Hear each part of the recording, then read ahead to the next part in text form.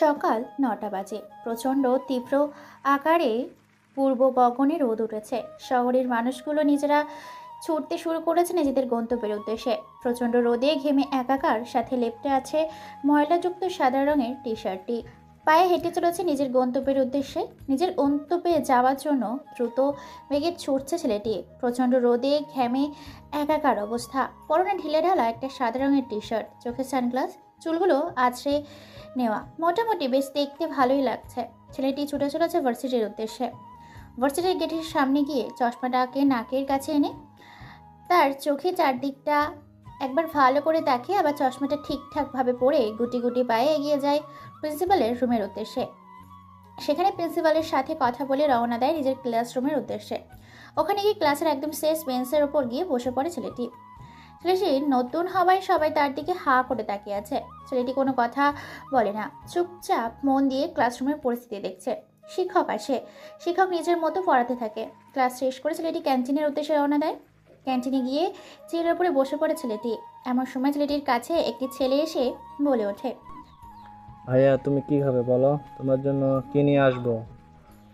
ছেলেটির কথা শুনে অপর ছেলেটি সেদিকে তাকায়। সামনে তাকিয়ে দেখতে পারে ছোট্ট একটি ছেলে তাকে উপরোক্ত কথাগুলো বলে ওঠে। ছেলেটি এবার ছোট ছেলেটির উদ্দেশ্যে বলে ওঠে, তেমন কিছু খাবো না, আমার জন্য তুমি একটা কলা আর একটা পাউরুটি নিয়ে আসো।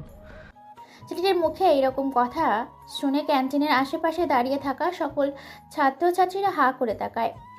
অবাক হয়ে সেদিকে তাকিয়ে আছে সকলে মিলে একাকার। ছোট্ট ছেলেটি আশেপাশে তাকিয়ে মুচকি এসে বলে ওঠে ছেলেটির উদ্দেশ্যে, কি ভাইয়া, মাত্র একটি কোলা আর একটি পাউরুটি, মাত্র এই দুইটা জিনিস, এগুলো খাবে নাকি দেখবে?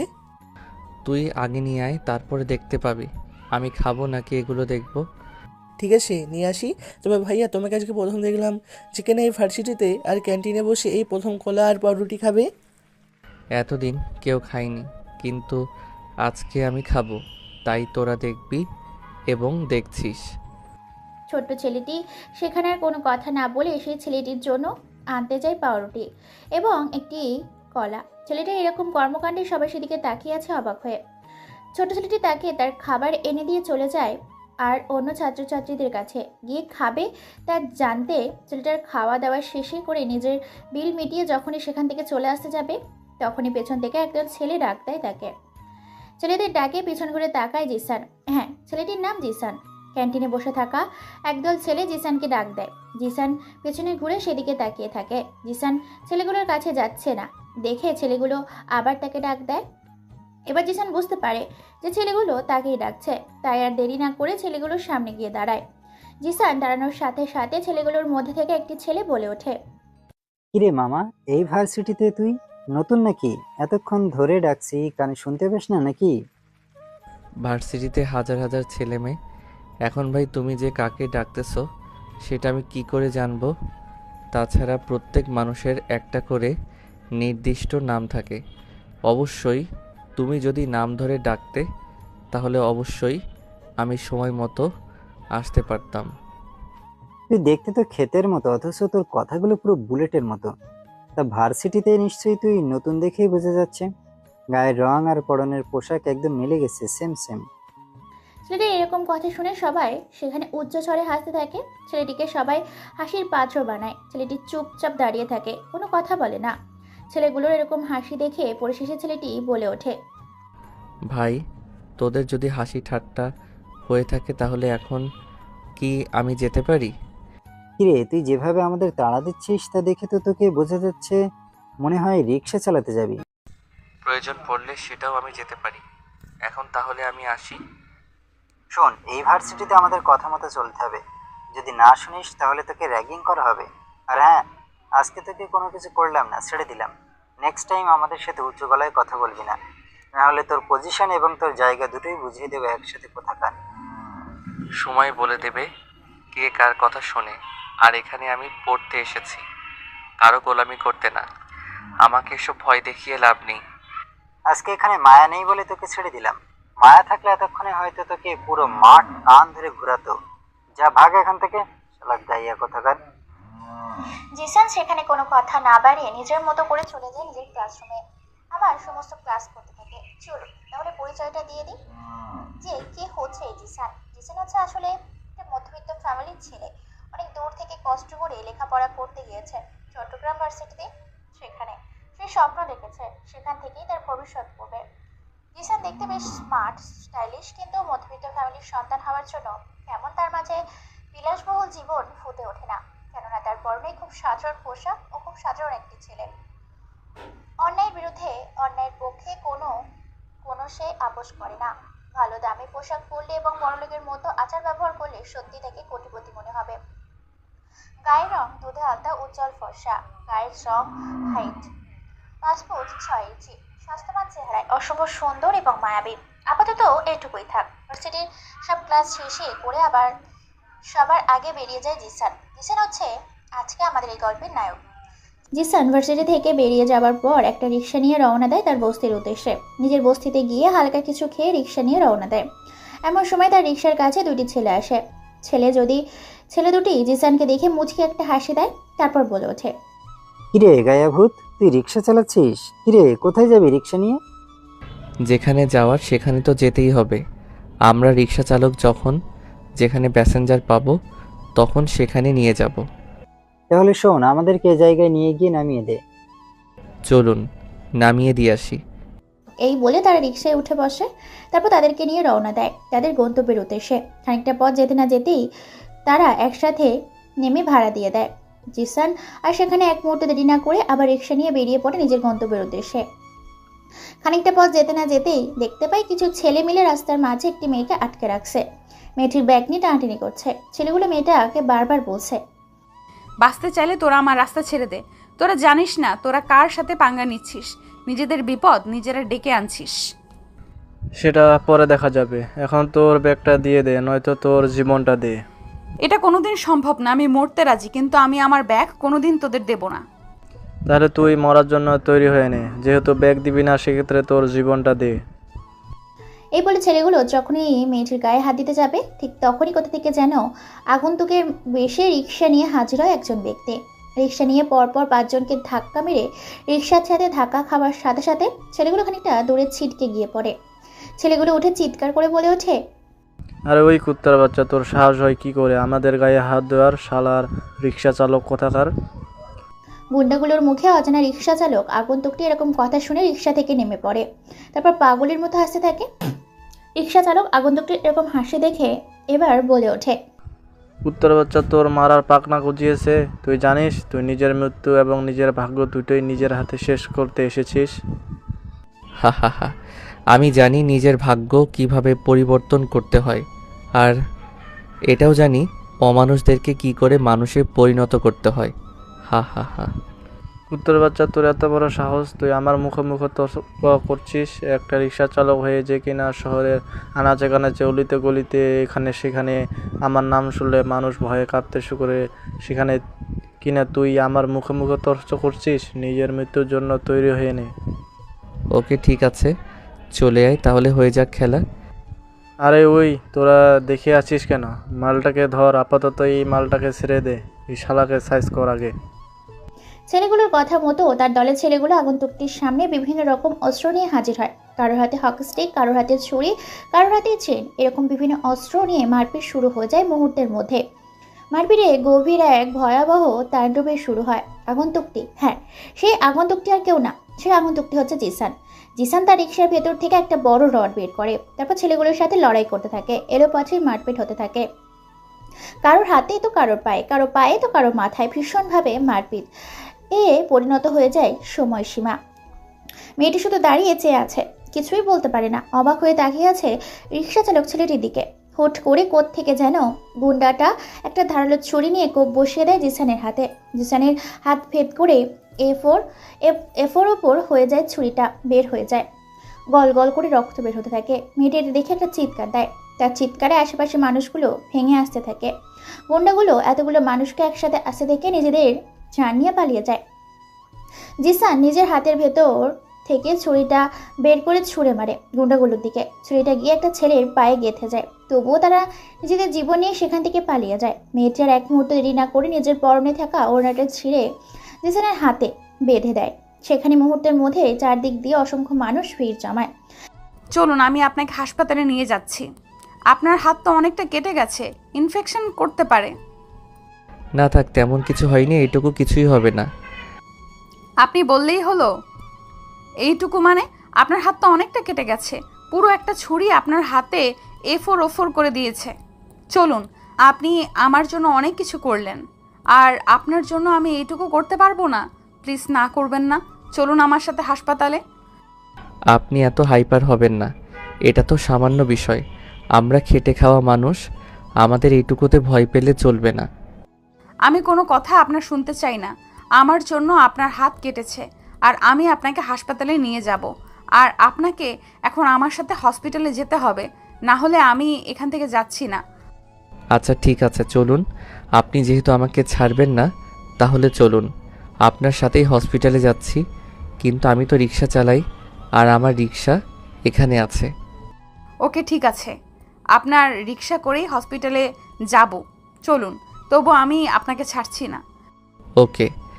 এই বলে তারা দুজন রওনা দেয়। কিছু সময় পর অতিক্রম করে তারা দুজন হসপিটাল পৌঁছে যায়। তারপর সেখানে মেয়েটি একটা ভালো ডক্টরের কাছে নিয়ে গিয়ে চেক আপ করায়। মেয়েটি জিসানকে নিয়ে তার ক্ষতস্থানে ড্রেসিং করায়। তারপর কিছু ওষুধ এবং কিছু ফর্মালিটি পূরণ করে তারা আবার বেরিয়ে যায়। হাসপাতালের বাইরে এসে মেয়েটি বলে ওঠে, আচ্ছা আপনি কে? আপনাকে তো আমি চিনলাম না, আর আপনার নাম কি? আপনি আমাকে বিপদের হাত থেকে বাঁচালেন। আমি গরিব মধ্যবিত্ত ফ্যামিলি থেকে উঠে আসা এক গরিব ছেলে, এইটুকুই আমার পরিচয়। আর আমার নাম হচ্ছে জিসান। প্লিজ এইভাবে নিজেকে গরিব বলবেন না। সময়ের সাথে সাথে মানুষের ভাগ্য পরিবর্তন হয়। এখন হয়তো আপনি কষ্টে আছেন, কিন্তু এমন সময় আসবে যেদিন আপনি সুখে থাকবেন। গরিবের ফাটা কপালে সুখ নেই, আছে শুধু দুঃখ ভরা এক ঝোলা আবেগ। আচ্ছা আপনি কি করেন? আপনি কি শুধু রিক্সাই চালান? আপনার পরিবারে কেউ নেই? হ্যাঁ আছে তো, এই পৃথিবীতে আপন বলতে শুধু আমি একাই। আর আমি রিক্সার পাশাপাশি এবার ভার্সিটিতে অনার্স দ্বিতীয় বর্ষে পড়ছি। আপনি পড়াশোনা করেন, খুব ভালো, মন দিয়ে লেখাপড়া করবেন। অবশ্যই আপনি ভালো, আপনার একটা লক্ষ্যে পৌঁছাতে পারবেন। দোয়া করবেন আমার জন্য। এখন আমি আসি। আচ্ছা শুনুন না, এই যে এই টাকাটা রাখেন, এই টাকা দিয়ে আপনি ওষুধ খায়েন। আজ আমি গরিব বলে আমাকে করুণা করছেন? এ মা, ছি ছি, এই কথা বলে আমাকে লজ্জা দিবেন না। আপনি আমার জন্য নিজের শরীরের রক্ত ঝরালেন, আর আপনার জন্য আমি এটুকু করতে পারবো না? আপনাকে ধন্যবাদ। আর মানুষ মানুষের জন্য, এর জন্য টাকা নেওয়ার প্রয়োজন হয় না। ভালো থাকবেন, বেঁচে থাকলে দেখা হবে। দাঁড়ান, শুনুন না, টাকাটা নিয়ে যান, আপনার কাজে লাগবে। দাঁড়ান না, টাকাটা নিয়ে যান প্লিজ।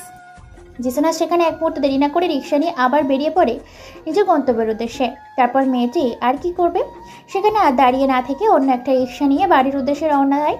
তারপর মেয়েটি বাড়িতে পৌঁছে গিয়ে তার বাবা মায়ের সাথে সব কথা শেয়ার করে। তার বাবা মা ভীষণ খুশি ছেলেটার এরকম মহৎ কাজে। তার বাবা মা ছেলেটাকে দেখতে চেয়েছে, যদি কোনোদিন দেখা হয় তাহলে তাদের বাড়িতে নিয়ে যেতে বলেছে।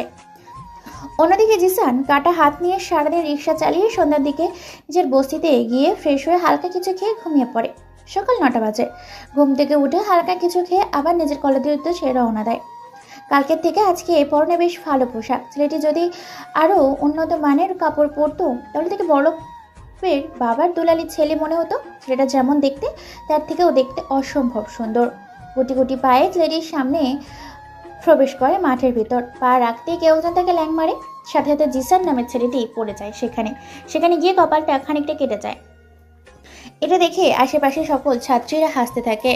জিসানকে ল্যাং মেরেছে সেটা দেখার জন্য জিসান দ্রুত উঠে পড়ে। তারপর পিছনে দেখতে পায় কোনো এক মেয়ে দাঁড়িয়ে আছে। জিসান কোনো কথা ছাড়াই মেয়েটির কাছে গিয়ে পরপর বেশ কয়েকটা থাপ্পড় মারে। এতগুলো থাপ্পড়ের শব্দে পুরো ভার্সিটির ক্যাম্পাস কেঁপে ওঠে। সবাই হতবাক এবং অবাক করা দৃষ্টি নয়নে তাকিয়ে আছে দুজনের দিকে। ধীরে ধীরে ছাত্রছাত্রী এগিয়ে আসতে থাকে, চারিদিক দিয়ে তাদের ঘিরে রাখে। অবাক হয়ে যায় ক্যাম্পাসের উপস্থিত থাকা সকল ছাত্রছাত্রী ছেলেটির এরকম কর্মকাণ্ড দেখে। ছেলেটি মানে জিসান এবার আরও একটা থাপ্পড় লাগিয়ে দিয়ে বলে ওঠে, এই যে আপু, চোখ কি পকেটে নিয়ে ঘুরেন যে জলজ্যান্ত একটা মানুষকে না দেখতে পেয়ে ল্যাং দিয়ে দিলেন? জিসানের এরকম কথা আর গায়ে হাত দেওয়ায় মেয়েটির রাগে দাউ দাউ করে চলছে। যেন জ্বলন্ত এক লাভায় পরিণত হয়েছে মেয়েটির দুটি চোখ, যেন আগুনের লাভার মতো চোখ দুটো জ্বলছে। রেগে মাগে পুরো লাল হয়ে গেছে, চোখগুলো বড় বড় করে রাগী দৃষ্টিতে তাকিয়ে আছে রেটির দিকে। তারপর মেয়েটি রাগী কণ্ঠে বলে ওঠে, শালা জানোয়ার কোথাকার, তোর সাহস কি করে হয় এই মায়ের গায়ে হাত দেওয়া? তুই জানিস আমি কে? আজকে মেরে ফেলবো এখানে। এই বলে মেয়েটি যখনই ছেলেটির গায়ে হাত দিতে যাবে তখনই ছেলেটি মেয়েটির হাত ধরে ফেলে। তারপর হাতটাকে উল্টো ঘুরিয়ে মুচড়ে মেয়েটির কানের কাছে গিয়ে বলে ওঠে, একে তো নিজে দোষ করেছেন, তার উপর আবার নিজেই আমাকে গালি দিচ্ছেন। তুই কিন্তু আমার সাথে পাঙ্গা নিয়ে ভালো করছিস না, তোকে মেরে কিন্তু শালা সাদা বাড়ি চাপা দিব। সেটা না হয় পরে দেখা যাবে। আর একটা কথা, আপনাকে চেনার আমার প্রয়োজন নেই, আমাকে চিনে রাখলে যথেষ্ট। এই বলে মেয়েটিকে ছেড়ে দেয় জিসান। তারপর জিসান যখনই সেখান থেকে চলে আসতে যাবে তখনই পেছন থেকে মেয়েটি আবার বলে ওঠে, এই ভার্সিটিতে কিন্তু আজ পর্যন্ত আমার সাথে উঁচু গলায় কেউ কথা বলেনি, সেখানে তুই আমার গায়ে হাত দিয়েছিস। এর পরিণাম কি হতে পারে সেটা তুই ভাবতেও পারবি না। তোর মৃত্যুটা এই ভার্সিটিতে হবে আর দাফনটা হবে ক্যাম্পাসে। এই মায়ার সাথে পাঙ্গা নিয়ে কাজটা ভালো করলি না। সময় বলে দেবে যে কে ভার্সিটিতে টিকতে পারে আর কে টিকতে পারে না। আর একটা কথা, আমাকে চিনে রাখার জন্য যদি আপনার আমার ছবির প্রয়োজন হয়, তার আমি সেটা আপনার ফোনে তুলে দিচ্ছি, দিন আপনার ফোনটা। এই বলে জিসান মেয়েটির হাত থেকে ফোনটা নিয়ে বিভিন্ন অ্যাঙ্গেল থেকে বিভিন্ন স্টাইলে বেশ কিছু ছবি তুলে দেয়। তারপর মুচকি একটা হাসি দিয়ে নিজের ক্লাসরুমের উদ্দেশ্যে রওনা দেয়। মায়া রাগের চোটে নিজের কয়েক লক্ষ টাকা দামের ফোনটা ছুঁড়ে মারে। মারার সাথে সাথে মোবাইলটা ভেঙে চুড়ে খণ্ড খণ্ড হয়ে যায়। মায়া নামের মেয়েটি যেন রাগের চোটে নিজের চুল ছিঁড়বে। মায়ের বন্ধুগুলো এবার বলে ওঠে, মায়া, তোর কপাল খারাপ, এই ছেলেটা আসতে না আসতেই তোর সাথে পাঙ্গা নিল, আর তোকে কিনা পুরো ভার্সিটির সামনে এতগুলো থাপ্পড় মারলো। তোকে তো আর এই ভার্সিটিতে কেউ ভয় পাবে না, সম্মান করবে না। যেখানে তোর সাথে কেউ চোখে চোখ রেখে কথা বলার সাহস পেত না, সেখানে এই ছেলেটা এসে কিনা তোকে এতগুলো থাপ্পড় মেরে গেল। কথাগুলো শুনে মায়া নামের মেয়েটি রেগে মেগে সেখানে ছেলেটার গলা চেপে ধরে। হ্যাঁ, এই ছেলেটা হচ্ছে মায়ের বন্ধু। ছেলেটার নাম ইসরাত। কাছে থাকা ছেলেটি সকল বন্ধু বান্ধবীগুলো মায়াকে সরিয়ে নেয়। সেখান থেকে ছেলেটিকে কাছে থেকে বলে ওঠে, দেখ, আমি তো তোর ভালো চাই, আর তোকে এতগুলো থাপ্পড় মেরেছে, তোর সম্মান শেষ। তুই আর এই ভার্সিটিতে পাওয়ার খাটাতে পারবি না। একটা রিক্সা চালক ছেলে কিনা তোর গায়ে হাত দিয়েছে, এর থেকে হাস্যকর বিষয় আর কি হতে পারে? ওকে তো আমি দেখে নেব। ওকে যদি আমি জমের দুয়ারে না পাঠাতে পারি, আমি মায়া না। তাকে এতটাই ভয়ঙ্কর মৃত্যু দেব, তার মৃত্যু দেখে আশেপাশের ছেলেগুলো আমার চোখে চোখ রেখে কথা বলা তো দূরের কথা, পায়ে হেঁটে আমার সামনে দিয়ে যেতে ভয় পাবে। ও জানে না কার সাথে পাঙ্গা নিয়ে ফেলছে। একটা রিক্সা চালক হয়ে মায়ার গায়ে হাত দিয়েছে, এর শাস্তি তো ওকে পেতেই হবে। ওর তাজা লাল রক্ত দিয়ে আমি গোসল করব। তবে আমি আমার রক্তকে শান্ত করতে পারবো না, তবে আমি আমার রাগটাকে কন্ট্রোল করতে পারবো। এই বলে মেয়েটি সেখান থেকে চলে যায়। জিসানও চলে যায় নিজের গন্তব্যের উদ্দেশ্যে। জিসানের খানিকটা কপাল কেটে গেছে। ভার্সিটির পরিবেশটাও মোটামুটি ঠান্ডা হয়। যে যার মতো আড্ডা দিচ্ছে, কেউ ক্লাস করতে গেছে, আবার কেউ ক্যাম্পাসে বসে আড্ডা দিচ্ছে, কেউ বউ পড়ছে। এমন সময় মাঠের মধ্যে একটা বড় গাড়ি প্রবেশ করে। গাড়িটির দিকে সবাই তাকিয়ে আছে। হ্যাঁ, গাড়িতে বুঝেই গেছে কে যে এসেছে, আর তাই যার যার মতো সেদিকে না তাকিয়ে মন দিয়ে নিজেদের কাজ করতে থাকে। কারণ সে হচ্ছে তামান্না, এই কলেজের ভিপি তামান্না। প্রত্যেকটা গল্পে আপনারা শুনেছেন কলেজের ভিপি থাকে, তাও আবার ছেলে। কিন্তু এই কলেজের ভিপি একটা মেয়ে। অবাক করার কিছুই নেই, মেয়েরা অনেকটাই এগিয়ে গেছে। তামান্না নামের মেয়েটি গাড়ি থেকে নেমে এদিক ওদিক না তাকিয়ে সোজা নিজের ক্যাবিনের উদ্দেশ্যে যেতে থাকে। হঠাৎ করে ক্লাসরুমের ভেতর থেকে কেউ একজন বের হয়। সাথে সাথেই দুজনকে ধাক্কা খেয়ে থপ করে পড়ে যায় ফ্লোরের উপর। অপরজন খানিকটা ব্যথা পেলেও ব্যথা পায়নি তামান্না। এখনও কেউ কারোর মুখ দেখেনি। তারপর দুজন উঠে গিয়ে যখনই তামান্না নামের মেয়েটা কোনো কিছু বলতে চাপে, তখনই যাকে দেখে তাকে দেখে তো অবাক। দুজনকে দেখে অবাক। এই দৃশ্য কলেজের ক্যাম্পাসে সকল ছাত্রছাত্রীরা দেখছে। তারা ভেবেছে আজকে ছেলেরা নির্ঘাত মৃত্যুর দুয়ারে। সকালবেলা ঝামেলা করেছে মায়ের সাথে, আর এখন ঝামেলায় নিজেকে জড়িয়েছে এই কলেজের ডেঞ্জারাস ভিপির সাথে। দুজন বাঘিনীর সাথে ঝামেলা সৃষ্টি করেছে ছেলেটি। এটা ভেবেই কলেজের ক্যাম্পাসের ছাত্রছাত্রীরা অবাক হয়। আজকে নির্ঘাত মৃত্যুর দুয়ারে মেয়েটি ছেলেটিকে দেখে বলে ওঠে, এই কি আপনি এখানে কি করছেন, তাও আবার এই ভার্সিটিতে? আমিও তো অবাক যে আপনি ইউনিভার্সিটিতে কি করছেন। আমি এই ভার্সিটিতে লেখাপড়া করছি, আর এই ভার্সিটির ভিপি আমি। তাই আমিও তো এই ভার্সিটিতেই পড়তেছি। এটা তো ভালো কথা, আপনার সাথে দেখা হয়ে গেল। আচ্ছা, আপনার হাতের ব্যথাটা কমেছে তো? হ্যাঁ, অনেকটাই কমে গেছে। জিসান আর তামান্না নিজেদের মধ্যে কথা বলতে থাকে। ছাত্র ছাত্রীরা অবাক হয়ে দুজনের দিকে তাকিয়ে আছে। ভেবেছিল আজকে তামান্না ছেলেটাকে মেরেই ফেলবে, সেখানে কিনা মেয়েটি ছেলেটার সাথে হেসে হেসে কথা বলছে। এই দৃশ্য দেখে অবাক দৃষ্টিতে সবাই তাদের দিকে তাকিয়ে আছে। ও হ্যাঁ, আপনাদের সাথে পরিচয় করিয়ে দিতে ভুলে গেছি যে কে হচ্ছে এই তামান্না, আর গল্পের ভিলেন সেই মায়াকে। জিসানের পরিচয় তো আগেই দিয়ে দিয়েছি, চলুন তাহলে বাকি দুজনের পরিচয় আপনাদের সাথে করিয়ে আনি। তামান্না হচ্ছে আমাদের আজকের গল্পের নায়িকা। তামান্না দেখতে ভারতের পশ্চিমবঙ্গের হিন্দি সিনেমার বিভিন্ন হিরোইনদের মতো। তাছাড়া আমাদের বাংলাদেশে এবং কলকাতায় বিভিন্ন বাংলার সুপারস্টার হিরোইনদের মতো সুন্দর। দুধে আলতা গায়ের রং, উজ্জ্বল ফর্সা ধপধপে সাদা রঙে। তার ফর্সা মুখে চোখের পাতাগুলো ঘন কালো চিকন পাতলা, চোখগুলো টানা টানা ভীষণ মায়াবী। তার ঠোঁটগুলো একদম ছুঁয়ে দেওয়ার মতো, যে কেউ দেখলে তা সেই চোখে আর ঠোঁটের প্রেমে পড়ে যাবে, পাগল হয়ে যাবে। তামান্না যখন হাসি দেয়, কতগুলো ছেলে যে রাস্তায় দুর্ঘটনা করে তা বলতে গেলে কোনোদিন গল্প শেষ করা যাবে না। তামান্নার একটা মুচকি হাসি হাজারো ছেলের ক্রাশ। তামান্নার চুলগুলো ঘন কালো কোমর পর্যন্ত। তামান্নার পরনে তেমন কোনো কিছুই নেই, সিম্পল একটা পোশাক। চুলগুলো খোপা করে মাথায় টুপি দেওয়া, পরনে জিন্সের প্যান্ট, তার উপর একটি টি শার্ট, পায়ে কেটস, চোখে রঙিন সানগ্লাস। দেখতে অসম্ভব এক রূপসী, অপসরী, সুহাসিনী, ভার্জিন কুমারী লাবণ্যলতা, এক মায়াবী লাজুকলতা। মন পড়ে যার প্রেমে পড়তে পাগল বলতে ছেলেগুলো। তামান্না মানে হাজারো ছেলের স্বপ্ন, হাজারো ছেলের ভালোবাসা, হাজারো ছেলের ক্রাশ। তামান্না আর জিসান দুজন কথা বলতে থাকে। ওই যে যেদিন জিসান রিক্সা চালানোর সময় একটা মেয়েকে গুন্ডাগুলোর হাত থেকে বাঁচিয়েছিল, সেটার কেউ না, সেটা হচ্ছে এই তামান্না। সেখান থেকে তাদের পরিচয়। মায়া হচ্ছে বড়লোক বাবার দুলালি মেয়ে। বাবার একমাত্র মেয়ে হবার কারণে বিগড়ে গেছে। মায়া উচ্ছৃঙ্খল আর দিমাগী একটা মেয়ে, দেখতে মোটামুটি পরিদের মতো। যে কোনো ছেলে তাকে দেখলে ক্রাশ খাবে। সেও তামান্নার মতোই পোশাক পরে। তবে সত্যি কথা বলতে এই চট্টগ্রাম ভার্সিটির মেয়েগুলো কিন্তু দেখতে এক একটা রসগোল্লার মতো। তাদের দেখা মানেই ক্রাশ খাওয়া।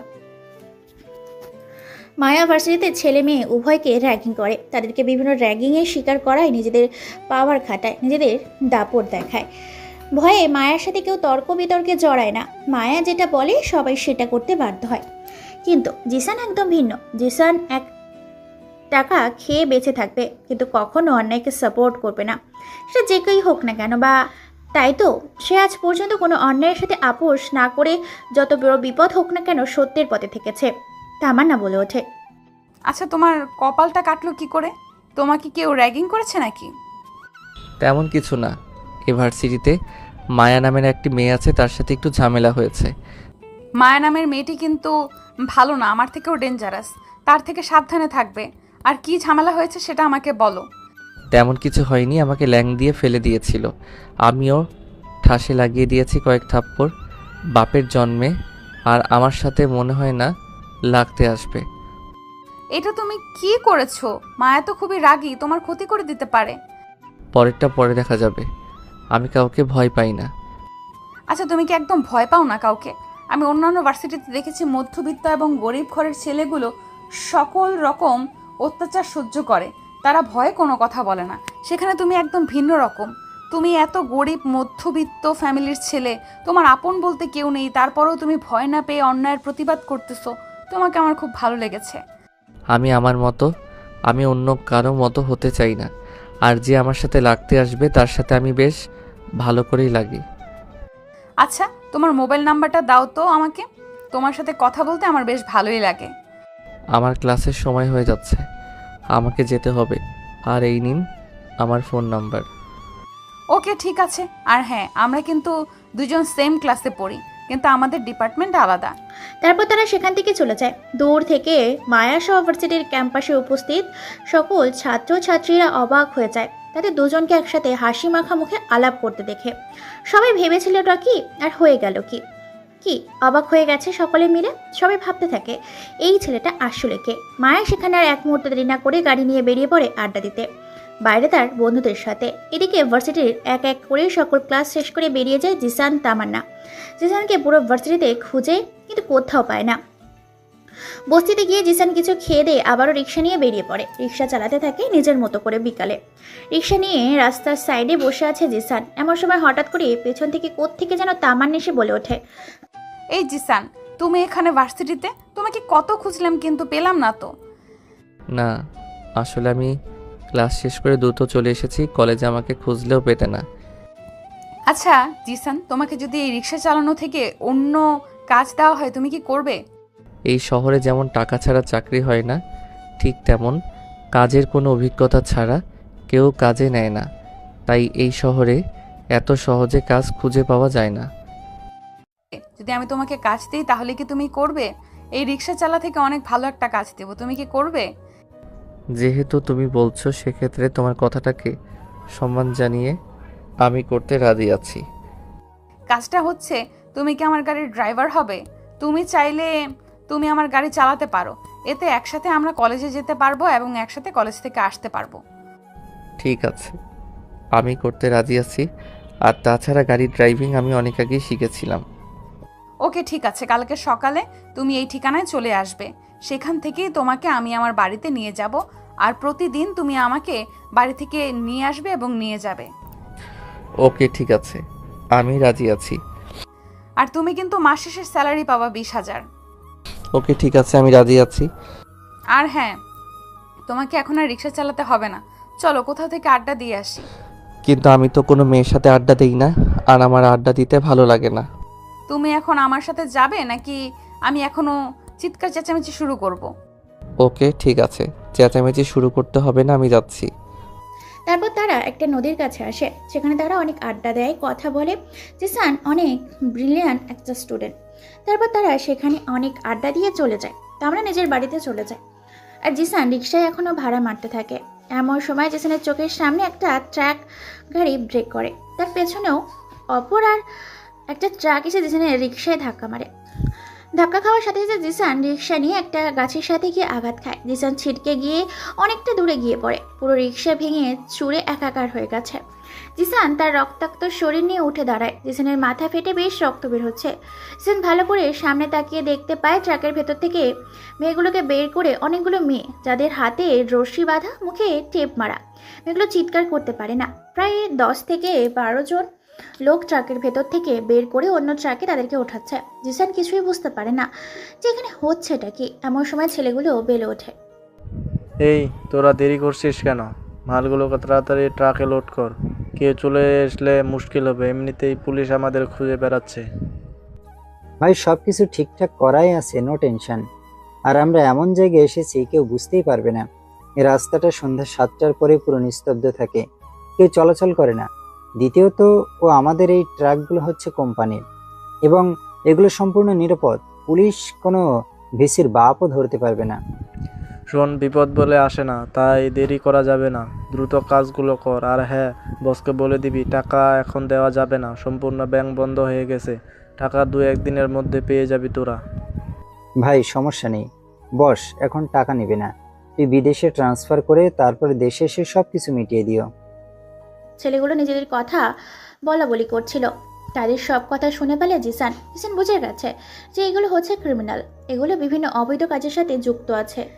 ছেলেগুলো আজ আর ছাড়বে না। জিসান মনে হয় সিদ্ধান্ত নিয়েই নেয়, আজকে সবাইকে এখানে মেরে ফেলে রেখে যাবে। কাউকে আর আজকে ছাড়বে না, কচু কাটা করে এখানে ফেলে রেখে যাবে। দুর্নীতি ও সন্ত্রাসী দমন করবে। এবার গুটি গুটি পায়ে সামনে এগিয়ে যেতে থাকে জিসান। জিসানের মনে আগুন জ্বলছে, কারণ তার রিক্সা ভেঙে ফেলেছে তারা। এর প্রতিশোধ তো সে নেবেই। তাই সে সামনে পড়ে থাকা একটা শুকনো গাছের ডাল হাতে নিয়ে সামনে এগিয়ে যেতে থাকে। হঠাৎ করে ঝড়ের বেগে ছেলেগুলোর সামনে এসে দাঁড়ায় জিসান। ছেলেগুলো জিসানকে কোনো কিছু বলতে যাবে, সেই সুযোগে জিসান তাদেরকে না দিলে এলো পাছে পেটাতে থাকে। সেখানে উপস্থিত ছিল 10 থেকে 12 জন ছেলে। হঠাৎ করে যখনই তাদের উপর হামলা করে জিসান, তারা কোনো কিছু বুঝে ওঠার আগেই এলো পাথরেই উড়াধুরা পেটাতে থাকে জিসান। এক একজনের এক এক শরীরে এক এক অংশে ভেঙে ফেলেছে জিসান। মারতে মারতে প্রায় তাদেরকে আজমরা করে ফেলেছে। সারা শরীর থেকে তাদের রক্ত পড়ছে, মুখ চোখ কান দিয়ে গড়গড় করে রক্ত পড়ছে। এরপর জিসান তার ভাঙা রিক্সা থেকে একটা রড নিয়ে এসে তাদেরকে এলো পাথরেই মারতে থাকে ছেলেগুলোকে রক্তে রক্তাক্ত হয়ে গেছে। জিসানের এরকম হঠাৎ আক্রমণে ছেলেগুলো কোনো কিছুই করতে পারে না। ছেলেগুলোর মধ্যে থেকে তাদের লিডার, সেই ছেলেটি খুব কষ্টে বলে ওঠে, দেখ, তুই কিন্তু কাজটা ভালো করলি না, এর পরিণাম কিন্তু ভয়াবহ হতে পারে। নিজের ভালো চাস তো আমাদের এখান থেকে যেতে দে। আর হ্যাঁ, তুই চাইলে তুই আমাদের কাছ থেকে কোটি কোটি টাকা নিতে পারিস, রাতারাতি বড়লোক হয়ে যাবি তুই। ছেলেগুলোর মুখে জিসানের কথা শুনে পাগলের মতো হাসতে থাকে, যেন ছেলেগুলো কি নাকি একটা বলে ফেলেছে তাকে। জিসান এবার মুচকি একটা হাসি দিয়ে বলে ওঠে, তোরা কি ভেবেছিস বেঁচে যাবি? তোদেরকে ট্রাকের নিচে পিষে মেরে ফেলবো দাঁড়া। এর মাঝে প্রত্যেকটা রশির সাথে বেঁধে রাস্তার মাঝখানে শুয়ে দেয় এক এক করে। তারপর সে ট্রাকের ভিতর গিয়ে ছেলেগুলোর উপর দিয়ে ট্রাকটা চালিয়ে দেয়। ছেলেগুলো রাস্তার সাথে একদম মিশে যায়, পুরো শরীর থেতলে যায়, শরীরে কোনো অস্তিত্ব খুঁজে পাওয়া যায় না। পুরো রাস্তা জুড়ে শুধু রক্তের বন্যা। ছেলেগুলো নিজের চোখে নিজেদের মৃত্যু দেখে। তারপর জিসান সেখানে আর এক মুহূর্ত দেরি করে না, ট্রাকের ভিতর থেকে সবগুলো মেয়েকে বের করে ছেড়ে দেয়। তারপর ফোন কল দেয় পুলিশকে। পুলিশ এবং বাংলাদেশের সেনাবাহিনী ঘটনাটি শুনে দ্রুত সেখানে চলে আসে। জিসান সেখানে আর এক মুহূর্ত দেরি না করে সেখান থেকে বেরিয়ে যায়। মুহূর্তের মধ্যে সোশ্যাল মিডিয়াতে এই খবরটা ছড়িয়ে পড়ে, চারিদিকে হৈ হৈ পড়ে যায়। সবাই সেই রাতে ছুটে আসতে থাকে ঘটনাস্থলে দেখার জন্য। অনেকে আবার দেখতে টিভিতে সাংবাদিকগুলো নিজেদের মধ্যে ভাষণ দিচ্ছে। মেয়েগুলো ক্যামেরার সামনে এসে সম্পূর্ণ ঘটনা বলে এবং যে কেউ তাদেরকে বাঁচিয়েছে এবং অজানা সেই ব্যক্তির নাম দেওয়া হয়েছে রাতারাতি সেলিব্রিটি কিলার। জিসান তার ভাঙা রিক্সা সেখানে ফেলে রেখে চলে যায় নিজের গন্তব্যের উদ্দেশ্যে। তারপর বাড়ি থেকে ফ্রেশ হয়ে হালকা কিছু খেয়ে আবার ঘুম দেয়। এক ঘুমে সকাল 1টা, ঘুম থেকে উঠে তারপর রেডি হয়ে নেয়। তামান্নার বলা জায়গা মতো চলে যায় জিসান। তামান্নাও কিছুক্ষণের মধ্যে সেখানে চলে আসে। তারপর জিসান তামান্নার ড্রাইভার হিসাবে গাড়ি নিয়ে ভার্সিটির উদ্দেশ্যে রওনা দেয়। ভার্সিটির ভেতর তামান্নার গাড়ি ঢুকছে দেখে সবাই নিজেদের কাজে ব্যস্ত হয়ে যায়। গাড়ি পার্কিং করে ঘরের ভেতর থেকে বের হয়ে তামান্না। তারপর জিসানকে দেখে তো সবাই অবাক, হা করে সেদিকেই তাকিয়ে আছে। সকলে মিলে সবার মাথার ওপর দিয়ে যেন ঝড় বয়ে যাচ্ছে, কেউ কোনো কিছু বুঝে উঠতে পারে না। তারপর নিজের ক্লাসরুমে চলে যায় আর তামান্না নিজের ক্লাসরুমে। দেখতে দেখতে তাদের এক্সাম চলে আসে, সবাই পরীক্ষা দেয়, শুধু রেজাল্টের অপেক্ষা। অনেক ঝামেলা হয় কলেজে জিসানের সাথে। মায়া ও তার দল বলে যে কোনো মূল্যে মায়া জিসানকে মেরে ফেলবে, কারণ সে প্রতিনিয়ত মায়ের সাথে ঝামেলা করে, যেটা মায়া সহ্য করবে না। আর জিসান কোনো অন্যায়ের সাথে আপোষ করবে না। তামান্না বলে ওঠে, আচ্ছা জিসান, তোমার সাথে আমি কতদিন ধরে আছি, তুমি আমার গাড়ির ড্রাইভার, কিন্তু আমি লক্ষ্য করি তুমি কোনো মেয়ের দিকে তাকাও না কেন? প্রয়োজন পড়ে না, এজন্য তাদের দিকে আমি তাকাই না। পুরো ভার্সিটি জুড়ে শুধু তুমি আমার সাথেই কথা বলো, এছাড়া তোমাকে আমি কারোর সাথে কথা বলতে দেখি না, এমনকি কোনো ছেলের সাথেও না। এই পৃথিবীতে সবচেয়ে হিংস্র প্রাণী হলো মানুষ, তাই তাদের থেকে যত দূরে থাকতে পারবে ততই নিজের মঙ্গল। ধরো তোমাকে কোনো মেয়ে ভালোবাসলো এবং সে তার ভালোবাসার, তুমি কি তাকে ফিরিয়ে দিবে? কোনো মেয়ে যদি আমার সব কিছু জানা সত্ত্বেও আমাকে ভালোবাসে, তাহলে তাকে আমি ফিরিয়ে দিব না, তবে সে আমাকে ভালোবাসবে আমার সম্পদকে না। আচ্ছা শোনো মা, তোমাকে আজকে আমাদের বাড়িতে যেতে বলেছে, কি যেন আয়োজন করেছে, তাই তোমাকেও যেতে বলেছে। কিন্তু আমার তো কাজ আছে, যেতে পারবো কিনা জানি না, তবে যাওয়ার চেষ্টা করব। জিসান, তুমি খুব সরল, সাদা এবং ভালো মনের একটি ছেলে। আমি চাই না তোমার কোনো ক্ষতি হোক। মায়া থেকে সবসময় দূরে থাকবে। দূরে থাকার চেষ্টা করি, কিন্তু বিপদ তারই কাছে নিয়ে যায়। এভাবে তারা অনেক কথা বলে, আড্ডা দিয়ে তার নিজেদের বাড়ির উদ্দেশ্যে রওনা দেয়। অন্যদিকে সেই ট্রাকের ঘটনাটি এখনও সোশ্যাল মিডিয়াতে বেশ প্রভাব ফেলেছে। এতদিন হয়ে গেছে, পুলিশ এখনও খুঁজে বেড়াচ্ছে সেই সেলিব্রিটি ভাইরাল মাফিয়াকে। বসে থাকতে থাকতে এখন বাজে রাত 8টা। জিসান কোনো এক কাজে বাজারে এসেছে। বাজারে এসে কিছু হালকা খেয়ে তার নিজের জন্য কিছু কেনাকাটা করে আবার বাড়ির উদ্দেশ্যে রওনা দিয়েছে। সে যে এলাকাতে থাকে সে এলাকাটা বেশ নির্জন ও শুনশান, যেন মনে হয় একটা গোরস্থান বা শ্মশানঘাট। এটা তো নিজস্ব তাদের এই বস্তিটা।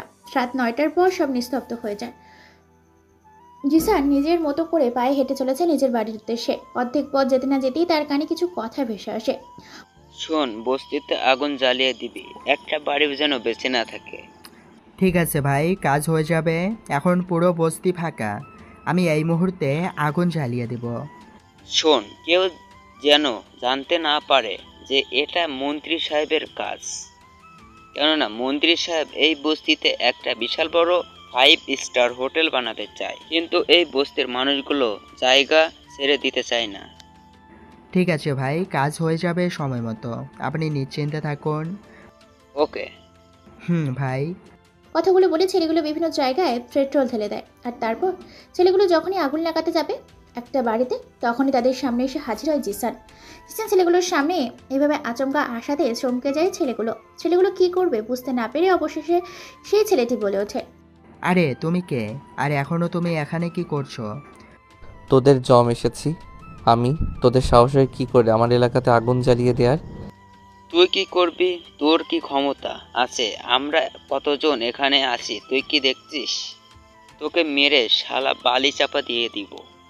চাপাচাপি পরে করবি, আগে আমার সাথে মোকাবেলা কর। আর আগুনটা না হয় পরে জ্বালাস। কুত্তার বাচ্চা, তোর সাহস হয় কি করে? তুই আমাদের সাথে পাঙ্গা নিচ্ছিস? তোকে জ্বালিয়ে দিচ্ছি। এই বলে সেখানে তোলপাল এক মারামারিতে পরিণত হয়। জিসান এবং সেই অজানা ব্যক্তিগুলোর সাথে ভীষণ মারপিট শুরু হয়ে যায়। সেখানে ভীষণ পরিমাণে ভয়াবহ এক দুর্ঘটনা ঘটতে থাকে। এলো পাত্রেই সেখানে মারামারি শুরু হয়ে যায়। জিসান যাকে যেখানে পায় তাকে সেখানেই মারছে। অনেকগুলো ছেলে, কারোর হাত তো কারোর নাক, কারোর কান তো কারোর পা কেটে গেছে। প্রায় অনেক রক্ত সেখানে রক্তাক্ত হয়ে গেছে। জিসানও তাদের সাথে মারামারি করতে গিয়ে অনেক আঘাত পায়, তারও বেশ অনেক জায়গায় কেটে গেছে। হঠাৎ করে গ্রামের রাস্তায় এত চিৎকার চেঁচামেচি ও হট্টগোল হওয়ায় আওয়াজ শুনতে পেয়ে গ্রামবাসীরা ভেঙে যেতে থাকে সেদিকে। হঠাৎ করে গ্রামের এতগুলো মানুষ ভেঙে আসতে দেখে জিসান সবাইকে এক জায়গায় বেঁধে ফেলে, তারপর নিজে আড়ালে চলে যায়। গ্রামবাসীরা আসলে একে একে সেই গোড়াগুলো ভয়ে সব স্বীকার করে ফেলে। তারপর গ্রামবাসীরা এরপর রেগে মেগে আরও একাকার। গ্রামবাসীরা এলে পাছুই মারতে থাকে। আবারও ছেলেগুলো এতগুলো মানুষের একসাথে মিলে মারছে। এত মার সহ্য করতে না পেরে ছেলেগুলো সেখানেই মারা যায়। ছেলেগুলো মারা যাবার আগে বলে গিয়েছিল সুপার ক্লিয়ার বয় তাদের ধরিয়ে দিয়ে গেছে। আবারও ছড়িয়ে পড়ে সেই সুপার ক্লিয়ার গল্প। পরের দিন সকালে জিসান কলেজ যায়নি, এটা দেখে ফোন করেছে তামান্না। ফোন রিসিভ করতেই তামান্না বলে ওঠে, জিসান, তুমি আজকে ভার্সিটিতে আসোনি কেন? আমি একা এসেছি, তোমার কি হয়েছে? তেমন কিছু হয়নি, শুধু একটু অসুস্থ। কাল থেকে কাজে জয়েন করব আর কলেজেও যাব। আমি তোমার সাথে দেখা করতে চাই। তোমার কি হয়েছে আমি সেটা দেখতে চাই। তোমার ঠিকানাটা আমাকে দাও। না মানে তোমার কষ্ট করার প্রয়োজন কি?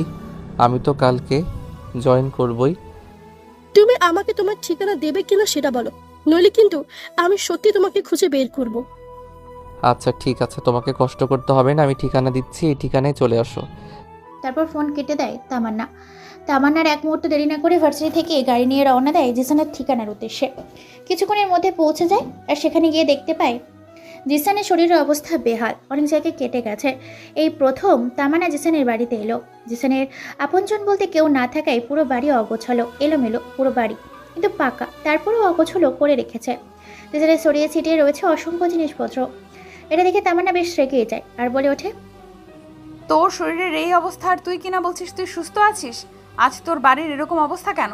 আর তোর বাড়ির এরকম অবস্থা কেন? নিজের সাথে সাথে কি পুরো বাড়িটা রেহাল করেছিস? তেমন কিছু না, হালকা একটু কেটে গেছে, কালকে সুস্থ হয়ে যাব ইনশাআল্লাহ। চুপ, কোনো কথা বলবি না। আর হ্যাঁ, আমি যেটা বলছি সেটা মন দিয়ে শোন আর সত্যি কথা বলবি। হঠাৎ করে তামান্না রেগে যায়। আর তামান্না রেগে যাওয়াতে জিসান কোনো কিছু বুঝতে পারে না। তামান্না বলে ওঠে, তোর শরীরে এতগুলো চোট কি করে লাগলো আমি সেটা জানতে চাই।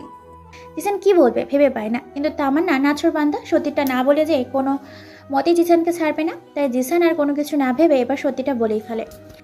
তেমন কিছু না, আসলে কালকে আমাদের গ্রামে কিছু গুন্ডা আগুন লাগিয়ে দিতে এসেছিল আর আমাদের গ্রামটা তো সন্ধ্যার পরে নিস্তব্ধ হয়ে যায়। আর আমি কালকে বাড়িতে দেরি করে এসেছিলাম, সেই জন্য রাস্তায় তাদের সমস্ত কথা শুনি এবং তাদের সাথে ঝামেলা করতে গিয়ে আমার এই অবস্থা হয়। পরে গ্রামের মানুষগুলো তাদেরকে পিটিয়ে হত্যা করে। এই সব কিছু মন্ত্রীর কাজ, আর আমি মন্ত্রীকে ছাড়বো না, এর যোগ্য জবাব শালাকে দিয়ে আসবো। চুপ, আর একটা কথাও বলবি না। আমি যেটা বলছি সেটা শোন। ওরা বড়লোক মন্ত্রী, খুব খারাপ মানুষ। তুই তার সাথে ঝামেলায় জড়ালে তোর নিজের ক্ষতি হবে। হ্যাঁ আমি জানি তুই অন্যায় সহ্য করতে পারিস না, তাই বলে নিজের রাগটাকে কন্ট্রোল করতে শিখতে হবে। সব জায়গায় নিজের রাগ দেখালে চলবে না। আমরা খেটে খাওয়া মানুষ, যা খাই সেটা হালালভাবে, তাই আমাদের খেটে খাওয়া মানুষদের উপরে কেউ যদি নিজেদের পাওয়ার বা জোর খাটাতে আসে সেটা তো আমি মেনে নিব না। এর যোগ্য জবাব না দেওয়া পর্যন্ত আমি থামছি না। শোন, তোকে যতই বোঝাই না কেন তুই বুঝবি না, তাই তোকে আর না বুঝে আমার লাভ নেই। আমার বাড়িতে তোকে কালকে মা বাবা যেতে বলেছে, সকালে চলে আসবি। আমি এখন গেলাম, আর হ্যাঁ তুই এখন আমার সাথে যাবি। আমি পুরো বাড়িটা ভালো করে সুন্দর করে পরিষ্কার করে গুছিয়ে দিয়ে যাচ্ছি। পরের বার যখন আসবো তখন যেন দেখতে পাই পুরো বাড়িটা পরিষ্কার আছে এবং যেভাবে রেখে গেছিলাম সেভাবেই যেন থাকে। আর তুই আসার সময় ওষুধ নিয়ে আসবি। কিন্তু এত সব কিছুর প্রয়োজনটা কি? আমি তো এত সব কিছু। চুপ। তারপর সবকিছু ঠিকঠাক করে দিয়ে তামান্না জিসানকে নিয়ে একটা ফার্মেসি থেকে ওষুধ দিয়ে দেয়। তারপর কিছু খাবার কিনে দিয়ে চলে যায় তামান্না। পরের দিন জিসান তামান্নার বাড়িতে যায় এবং সেখানে তার বাবা মায়ের সাথে দেখা করে। তারপর তার বাবা মা জিসানকে বলে ওঠে, জিসান, আমি তোমার ব্যাপারে অনেক কিছু শুনেছি আমার মেয়ের মুখে। তোমার মতো একটা ছেলে আমি এতদিন ধরে নিজের মনের মতো করে খুঁজে বেড়াচ্ছি, কিন্তু অবশেষে তোমাকে পেলাম। হ্যাঁ বাবা, তোমাকে আমরা কিছু কথা বলার জন্য এখানে ডেকে এনেছি। আর তোমার মতো ছেলে আমাদের খুব প্রয়োজন এবং তোমাকে আমাদের খুব ভালো লেগেছে। জিসান কোনো কিছু বুঝে উঠতে পারে না। অন্যদিকে তামান্না জিসানের পাশেই বসে আছে সোফার ওপর। জিসান ভাবতে থাকে যে কি হয়েছে, এই বাড়ির মানুষগুলো কেন এমন ব্যবহার করছে তার সাথে। তামান্নার বাবা আবার বলে ওঠে, দেখো বাবা, আমরা ঘুরে পেঁচিয়ে কথা বলতে জানি না। আমরা আমাদের মেয়ের জামাই হিসাবে তোমাকে পেতে চাই, আর আমি তোমাকে দুজনের বিয়ে দিতে চাই। হ্যাঁ বাবা, তুমি অনেক সৎ এবং ভালো একটা ছেলে। আমরা তোমাকে আমাদের মেয়ের জামাই হিসেবে চাই এবং তামান্না তোমাকে খুব ভালোবাসে। যেহেতু তোমার এই পৃথিবীতে আপনজন বলতে কেউ নেই, তাই তুমি আমাদের ছেলের মতো এই বাড়িতে থাকবে এবং আমাদের সকল কিছু দেখাশোনা করবে। জিসান এটা শুনে বেশ অবাক হয়ে যায়। জিসান কি বলবে বুঝতে পারে না। অবশেষে জিসান বলে ওঠে, কিন্তু আঙ্কেল এবং আন্টি, আমি তো অনাথ, আমার আপন বলতে কেউ নেই। তাছাড়া তামান্না হচ্ছে আপনাদের একমাত্র মেয়ে, আর তাকে দেওয়ার মতো আমার কাছে কোনো কিছুই নেই। কে বলল তোমার দেওয়ার মতো কোনো কিছুই নেই? তোমার দেওয়ার মতো অনেক কিছুই আছে যেটা তুমি জানো না। তা আমার কি এমন জিনিস আছে যেটা আমি নিজেই জানি না? তোমার একটা সুন্দর মন আছে, সুন্দর একটা হৃদয় আছে। তুমি মানুষ হিসেবে আমার জন্য একদম যোগ্য এবং পারফেক্ট। আমি তোমাকেই চাই, আর তুমি যদি না করো তাহলে কিন্তু আমি আমার নিজের ক্ষতি করে ফেলবো। আশা করি তুমি না করবে না। তাছাড়া এতদিনে তুমি আমার সম্বন্ধে নিশ্চয়ই অনেক কিছু জেনে গেছো যে আমি কি করতে পারি আর না পারি। কিন্তু আমি কি? আরে কোনো কিন্তু নয়, আমার বাবা মা যেটা বলেছে সেটাই শেষ কথা। ওকে, ঠিক আছে, আমি রাজি আছি। আর হ্যাঁ, এখন আমি বিয়ে করব না বিয়ে করব কিছুদিন পরে, আমার পরীক্ষা শেষ হয়ে যাওয়ার পরে। ওকে ঠিক আছে, আমিও রাজি আছি। আমি অপেক্ষা করব তোমার জন্য। তারপর তারা অনেক কথা বলে। জিসান সেখানে খাওয়া দাওয়া করে চলে আসে। তারপর তামান্না জিসানকে নিয়ে একটা শপিং মলে যায়।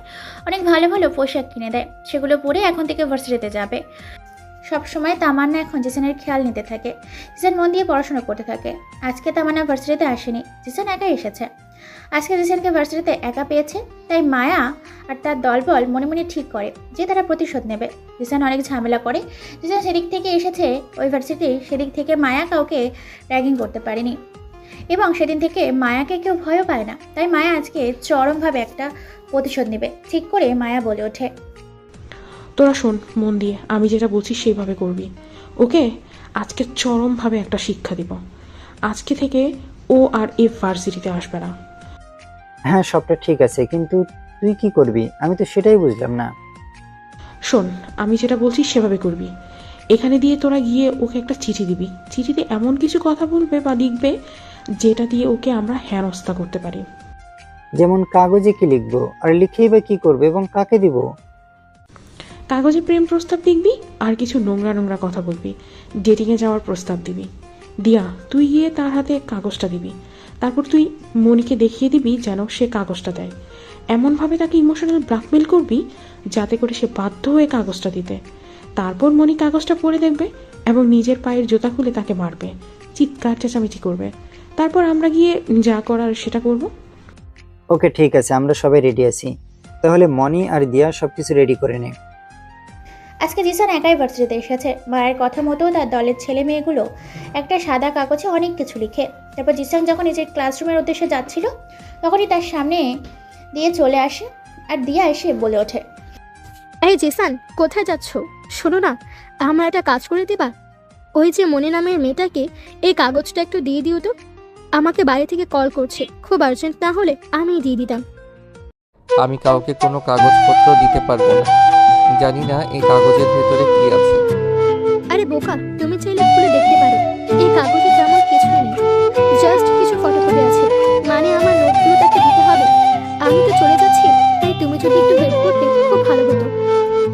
ওকে ঠিক আছে, দাও, আমি দিয়ে দিব। ওকে, থ্যাংক ইউ। তারপর জিসান সেই কাগজটা নিয়ে মনির কাছে রেখে দেয়। অন্যদিকে মেয়ে কলেজ থেকে বেরিয়ে যায় যাতে খুঁজে না পায়। সেজন্য জিসান গুটি পায়ে মনির সামনে গিয়ে কাগজটা বাড়িয়ে দিয়ে বলে ওঠে, এটা তোমাকে দিয়ে দিতে বলেছে, আর এখানে তোমার নাকি নোটস আছে, এই নাও। ওকে, থ্যাংক ইউ। তারপর জিসান চলে যায় ক্যান্টিনে। মনি এখানে সেগুলো খুলে দেখে। তারপর মনি রেখে কসমট হয়ে চলে যায় ক্যান্টিনে গিয়ে জিসানের সামনে দাঁড়ায়। তারপর নিজের পা থেকে জুতো খুলে পরপর বেশ কয়েকটা থাপ্পড় মারে জিসানের গালে। জিসান একদিকে অবাক, বাচ্চাদের সবাই নিস্তব্ধ হয়ে গেছে। সবাই ধীরে ধীরে সামনে এগিয়ে আসতে থাকে। এমন সময় মনি চিৎকার করে বলে ওঠে, শালা বাইঞ্চোদ খানকে পুত্তর সাহস হয় কি করে আমাকে এসব প্রস্তাব দেওয়ার? সবাই সেদিকে হাঁ করে তাকিয়ে আছে, কেউ কোনো কথা বলে না। মনি আবার বলে ওঠে, তোর যদি এতই শরীরের চাহিদা আছে তাহলে তুই পতিতালয়ে না গিয়ে কলেজের সুন্দর মেয়েদের একটু প্রস্তাব দিস। আজকে তোকে আমি এইখানেই মেরে ফেলবো, যা আমার কোথাকার। তারপর সেখানে মায়া চলে আসে। তার দলবল নিয়ে মায়াকে সবটা জানতে চায়। সবটা শুনে তার দলবল লেগে মেগে একাকার। মায়া বলে ওঠে, এরকম করে তো চলবে না। ওর মতো একটা বাচ্চাকে এই কলেজে আর রাখা যাবে না। ওকে আজকে জন্মের মতো শিক্ষা দিতে হবে, না হলে সে আজকের মতো কালকে অন্য জনকে এই প্রস্তাব দেবে। ওকে তো আমি মেরে ফেলবো। ওর সাহস হয় কি করে? ও জানে না ও কার সাথে বেয়াদবি করছে। ওর পরিণাম ওকে পোহাতেই হবে।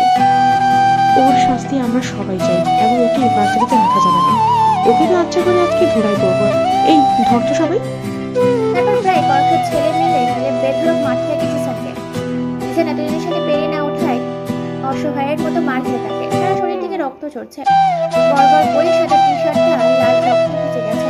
একজন পকেট থেকে ফোন বের করে কয়েকটা পিক তুলে ফোন করে তামান্না নাম্বারে তামান্নাকে জানায়। তামান্না সবটা শুনে দ্রুত গাড়ি নিয়ে ভার্সিটিতে চলে আসে। তামান্না এসে দেখে সবাই পিছিয়ে যায়। তারপর তামান্না জিসানের রক্তাক্ত শরীরটা নিয়ে জড়িয়ে ধরে কান্না করতে থাকে। জিসানকে ডাক্তার নিয়ে যায়। জিসানের কোনো দোষ নেই, পুরো শরীর থেকে রক্ত বেরোচ্ছে। তামান্না কি করবে বুঝতে না পেরে অবশেষে তামান্না চিৎকার করে বলে ওঠে, এই ভার্সিটিতে কার এত বড় সাহস যে ওর গায়ে হাত দিয়েছে? সামনে এসো, আমি জানতে চাই ওকে তোমরা কেন মেরেছো। ওকে আমরা ভার্সিটির সবাই মিলে মেরেছি। ওর সাহস হয় কি করে ও মনিকে খারাপ প্রস্তাব দেয়? মনি খারাপ কথা বলে? সে আসল নাটক করুক, আমি বিশ্বাস করি না যে সে কাউকে খারাপ কথা অথবা খারাপ প্রস্তাব দিয়েছে। এটা তোমাদের বানানো একটা নাটক। How dare you! আপনি এই ভার্সিটির বিপরীতে যা ইচ্ছে তাই করতে পারেন না আমাদের সাথে। আপনিও যদি বেশি বাড়াবাড়ি করেন তাহলে ভার্সিটি থেকে আপনাকেও পদত্যাগ করাবো। কলেজটা কি তোর বাপের নাকি যে তুই আমাকে পদত্যাগ করালে আমি পদত্যাগ করবো? আর তোর সাহস হয় কি করে আমার বহু স্বামীর গায়ে হাত দেওয়ার এবং আমার মুখে মুখে তর্ক করার? প্রয়োজনে যদি আপনার গায়ে হাত দিতে হয় সেটাও আমরা দেবো। তামান্নার এই কথা শুনে রেগে মেগে বসে দেয় কয়েকটা থাপ্পড় মায়ের গালে। থাপ্পড় খেয়ে বাচ্চাকে খেয়ে যায় মায়া। রাগে শরীর জ্বলতে থাকে। মায়া কোনো কিছু বলতে যাবে এর আগে তামান্না বলে ওঠে, তোর সাহস হয় কি করে আমার মুখে মুখে তর্ক করার? তোকে আমি দেখে নিব। আরে তুই আমাকে কি দেখে নিবি? তুই আমার গায়ে হাত দিয়ে ভালো করলি না, এর মূল্য তোকে চোকাতে হবে। আর এই গাইয়া আপনাটাকে যদি আমি না মেরে ফেলছি তো আমার নামও মায়া না। দেখা যাবে। তারপর তামান্না আর কোনো কিছু না ভেবে নিজের গাড়ি করে হাসপাতালের উদ্দেশ্যে রওনা দেয় জিসানকে নিয়ে। কিছু সময় অতিক্রম করে হসপিটালে পৌঁছে যায়। ডাক্তার এমার্জেন্সি থেকে দ্রুত অপারেশন রুমে নিয়ে যেতে যায়। তারপর সেখানে অপারেশন চলতে থাকে। সেখানে তামান্না তার বাড়িতে কল করে তামান্নার বাবা মা সবটা শুনে দ্রুত চলে আসে। অপারেশন রুমের বাইরে অপেক্ষা করছে পুরো ফ্যামিলি। 1-2 ঘন্টা করে দেখতে দেখতে কেটে যায় 8 ঘন্টা। ডক্টর বের হয় আর বের হয়ে এসে বলে ওঠে, দেখুন, ওনার অনেক জায়গায় কেটে গেছে। বিভিন্ন জায়গা থেকে প্রচুর পরিমাণে রক্ত বের হয়ে গেছে। অনেক জায়গায় মেরেছিল। এখন তেমন কিছু না হলেও যখন বয়স ওনার 40-এর উপরে যাবে তখন তিনি শারীরিকভাবে ভেঙে পড়বে, নিজে হাঁটাচলা করতে পারবে না। এমনকি সম্পূর্ণ আমার মনে হয় তাকে বিছানায় সারা জীবন কাটাতে হবে। এই 40 বছরের মধ্যে উনি এখন যেমন স্বাভাবিকভাবে জীবনযাপন করছে সে তেমনই করতে পারবে, কিন্তু 40 বছর পরে সেটা বলতে পারলাম না। এখন উনি পুরোপুরি সুস্থ আছে, চাইলে দেখা করতে পারে। ডক্টরের কথা মতো এক এক করে সবাই দেখা করে জিসানের সাথে। জিসানের মোটামুটি জ্ঞানই ফিরেছে।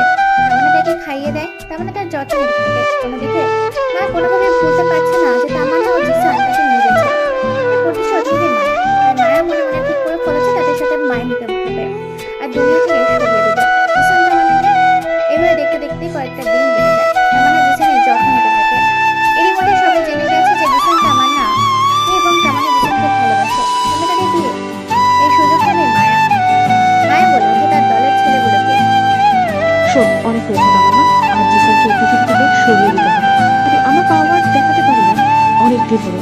কাউকে র্যাগিং দেওয়া হয় না। আমি সিদ্ধান্ত নিয়েছি র্যাগিং দেব। মায়া সহ তার দলবল পরিকল্পনা করতে থাকে কি করে তাদেরকে সরিয়ে দিবে দুনিয়া থেকে এবং ইউনিভার্সিটি থেকে, তাহলে জীবনের জন্য বের করে দিবে। অন্যদিকে দেখতে দেখতে প্রায় তাদের পরীক্ষার কাছাকাছি চলে আসে। পরীক্ষা হলে তারা দুজনে বিয়ে করবে। মায়া তার দলকে নিয়ে পরিকল্পনা করে নিয়েছে তামান্নাকে ইউনিভার্সিটি থেকে বের করবে। তামান্নার প্রিয়ের অপরাধী জিসানকে সারা জীবনের জন্য তুলে ভাত খাওয়াবে। পরিকল্পনা করতে থাকে তারা। তামান্না জিসানকে বলছে, জিসান, আজকে পরীক্ষা শেষ হলো, কিন্তু কালকে আমি তোমাকে বিয়ে করব। আমি একদিনও আর অপেক্ষা করব না। ওকে ঠিক আছে, আমিও রাজি আছি। পরের দিন বিয়ে করব, আর তোমার সমস্ত কিছুর দায়িত্ব নেব।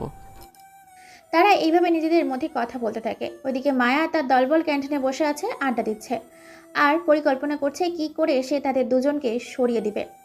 অবশেষে মায়া অনেক ভেবে একটা বুদ্ধি বের করে আর বলে ওঠে, শোন, তোরা কয়েকজন মিলে তামান্নাকে তার ক্লাসরুম থেকে সর্বপ্রথম বেঁধে রেপ করবি, তারপর তাকে খুন করবি। এতটাই নৃশংসভাবে তাকে রেপ করবি যাতে সে নিজের পায়ে নিজে উঠে দাঁড়াতে না পারে। যখন তোরা তামান্নাকে খুন করবি তখন আমি দূর থেকে কয়েকটা পিক তুলে নিব আর সেগুলো পাঠিয়ে দেবো ফরওয়ার্ড করে জিসানকে। আমি বুঝে গেছি। আর জিশান এসব কিছু দেখে দ্রুত চলে আসবে তামান্নাকে বাঁচাতে, আর সেখানে এসেই জিশান পুরোপুরি ফেঁসে যাবে। একদম রাইট, আর তোরা একদম ঠিক বলেছিস। আর কি কালকে কাজটাই করবি? দেখতে দেখতে দিনটা কেটে যায়। পরের দিন তামান্না সবার আগে চলে আসে ভার্সিটিতে। সে যেহেতু ইউনিভার্সিটির ভিপি, তাই তার কিছু ফর্মালিটিস আছে, সেগুলো পূরণ করতে হবে। তাই সে সবার আগেই চলে আসে। খবর পেয়ে মায়া তার দলবল চলে আসে ধীরে ধীরে। শিক্ষার্থীরা আসতে শুরু করেছে। তার মানে নিজের মতো করে কাজ করতে থাকে, কোনো দিকে তার খেয়াল নেই। এমন সময় তার কেবিনে বেশ কিছু ছেলে প্রবেশ করে, সাথে মায়া। হুট করে তামান্না কোনো কিছু বুঝে ওঠার আগেই আক্রমণ করে তামান্নার হাত পাগুলো বেঁধে ফেলে। তামান্না বলে, এই তোমরা কি করছো? ছাড়ো আমাকে। আর বলছি, তোমরা পাগল হয়ে গেলে নাকি? আর মায়া, এসব কি করছো তুমি? এর পরিণাম কিন্তু খুব খারাপ হয়ে যাবে। তোমাকে কিন্তু কলেজ থেকে বের করে দিতে বাধ্য। বেঁচে থাকবি তবে তো তুই কলেজ থেকে বেরোবি। মানেটা কি? মুখের ভেতর কাপড় ঢুকিয়ে দেয়। মা সবটা ভিডিও করতে থাকে আর হাসতে থাকে। তামান্না চিৎকার করতে গিয়েও পারে না। তারপর সেই ছেলেগুলো এক এক করে মায়ের সামনে সব কাপড় খুলে সবাই মিলে ধর্ষণ করতে থাকে তামান্নাকে। পাগলের মতো সবাই খুবলে খুবলে খেতে থাকে। অত্যাচার সহ্য করতে পারে না তামান্নার এরকম অমানবিক অত্যাচার সহ্য করতে না পেরে সেখানেই শেষ নিঃশ্বাস ত্যাগ করে। তামান্না মরে গেছে দেখে মায়া সবাইকে থামতে বলে এবং নিজেদেরকে সবকিছু ঠিকঠাক করতে বলে। তারপর মায়া নিজের হাতে খুন করে তামান্নাকে। মৃত শরীরে বেশ কয়েকবার ধারালো ছুরির আঘাত করে। এই সব কিছুর পিক তুলে পাঠিয়ে দেয় জিসানের ফোনে। জিসান পিকগুলো দেখে পাগলের মতো দৌড়াতে থাকে ভার্সিটির উদ্দেশ্যে। এত পরিমাণ দৌড়াচ্ছে যে একটা গাড়িও তার কাছে পারবে না। কয়েক মিনিটের ভেতর ভার্সিটি চলে আসে। সোজা তার কেবিনে যায়। কেবিনে গিয়ে রক্তাক্ত শরীরে দেখে কেঁদে ফেলে জিসান তামান্নাকে এমনভাবে জড়িয়ে ধরে পাগলের মতো কাঁদতে থাকে। তারপর জিসান তামান্নার পেটের ভেতর থেকে ছুরিটা বের করে আর এর মধ্যে সেই সুযোগে কেউ একজন ছবি তুলে পুলিশের কাছে পাঠিয়ে দেয়। পুলিশ সবটা দেখে চলে আসে ভার্সিটিতে এবং চলে যায় সেখানে গিয়ে দেখতে পায় এখনও রক্তাক্ত শরীরে জড়িয়ে আছে জিসান। মুহূর্তের মধ্যেই ঘটনাটা ছড়িয়ে পড়ে পুরো ভার্সিটিতে। জিসানকে পুলিশ গ্রেপ্তার করে তাকে ধরে থানায় নিয়ে চলে যায়। মুহূর্তের মধ্যেই সাংবাদিকরা চারিদিক দিয়ে এই খবর ছড়িয়ে দেয়। মায়া হাসতে থাকে। তার স্বপ্ন সে পূরণ করতে পেরেছে, প্রতিশোধ নিতে পেরেছে। তাদের কাছ থেকে জিসান অনেক বোঝায়, কিন্তু কেউ বোঝে না। তার সব প্রমাণ জিসানের বিরুদ্ধে চলে যায়। জিসানকে থানার মধ্যে আটকে রাখে, কিন্তু কেউ আটকে রাখতে পারে না জিসানকে। জিসান থানার মধ্যে ভাঙচুর করতে থাকে। যে তাকে বাধা দিতে আসে তাকেই তো সেখানে মেরে ফেলে। থানা ভেঙে চলে আসে ভার্সিটিতে। তারপর সেখানে সিসিটিভি ক্যামেরা দেখতে থাকে। সিসিটিভি ক্যামেরায় স্পষ্ট সে দেখতে পায় মায়া এবং তার দলবল নৃশংসভাবে হত্যা করেছে তামান্নাকে এবং ফাঁসিয়ে দিয়েছে জিসানকে। প্রমাণ নিয়ে বের হতে যাবে তখনই অফিসের ভেতর প্রবেশ করে পুরো দলবল। তারপর মায়া বলে ওঠে, তোর সাহস হয় কি করে তোরা আমার বিরুদ্ধে কথা বলিস? তোর ভালোবাসাকে মেরে তোকে ফাঁসিয়ে দিয়েছি আর প্রমাণ নিয়ে যাচ্ছিস কোথায়? কুত্তার বাচ্চা, তোর সাহস হয় কি করে তুই তামান্নাকে মেরে ফেলেছিস? তোদের কাউকে আমি ছাড়বো না। তোদেরকে যদি আমি পাঠা ছাগলের মতো জবাই করে না মেরে ফেলেছি, আমার নাম জিসান না। এরপর জিসান যখনই বের হতে যাবে তখনই জিসানের মাথায় কেউ পেছন থেকে আঘাত করে। জিসানের হাতে থাকা প্রমাণটা পড়ে যায়। মা সেটাকে নিয়ে নেয়। তোদেরকে তো আজকে মেরে ফেলবো। তারপর তাদের মধ্যে মারপিট শুরু হয়।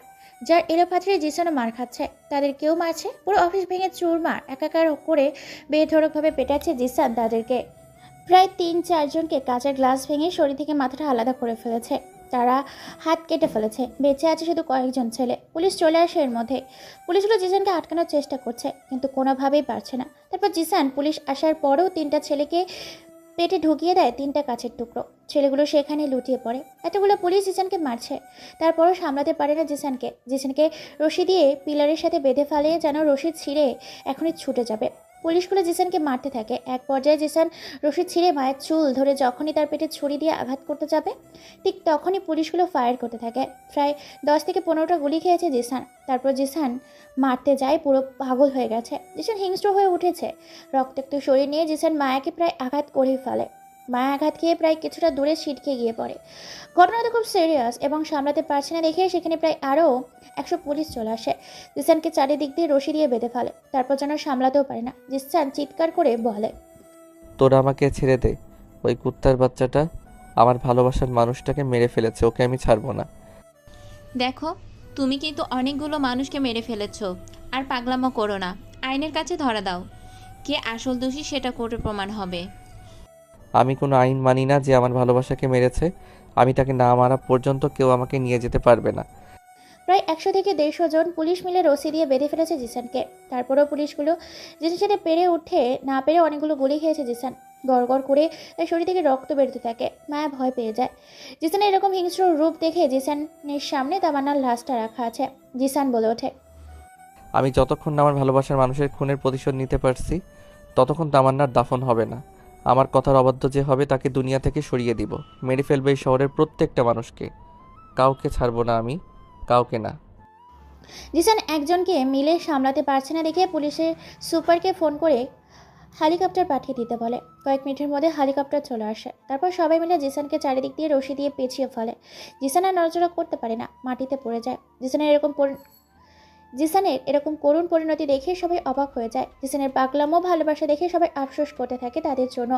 তারপর সেই 3টা হেলিকপ্টার উড়ান দেয় জিসানকে নিয়ে আকাশে।